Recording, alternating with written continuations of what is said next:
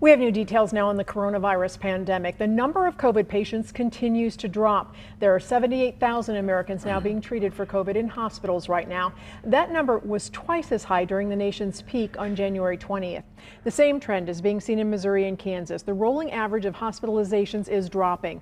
In Missouri, hospitalizations are down 30% over the past 2 weeks. In Kansas, they're down 34%. And here's an update on mask mandates. Just 6 states and the District of Columbia still require them statewide. In 25 states, including Kansas, masks are recommended statewide or recommended in particular counties. The remaining states, including Missouri, have no guidance on masks or ban them outright.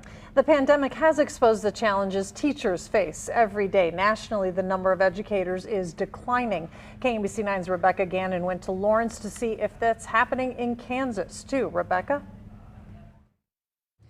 As you just mentioned, more districts are dropping their mask mandates. Several education bills are on the Kansas legislature right now, many moving out of committee and onto the various floors of the Senate and the House, all taking aim at schools. But none of that seems to deter students here at KU who want to become teachers.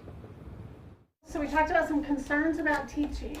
I thought about what you said about Elementary education class this morning. We sat in on it here at KU. Students were learning how to teach math and social studies to elementary students. These students that we talked to in the class today are pretty idealistic. They are aware of challenges, but they still want to become teachers. Professors say this new crop of teachers have different emotions than they have in previous classes.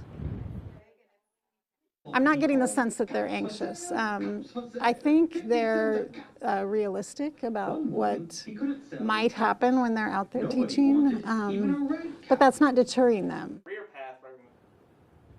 So federal data shows that more people left the education field than any other occupation in the last year. Now here in Kansas, the dean of the School of Education spoke with me today. He says he hasn't seen any real drop in student enrollment here at KU, at least not in the education school. Roughly 200 credit hours, which translates to about 13 students. But he does also say that he does have a larger incoming class for education students. He expects that to even things out. We'll have more on the story coming up at 5. Rebecca Gannon, KMBC 9 News.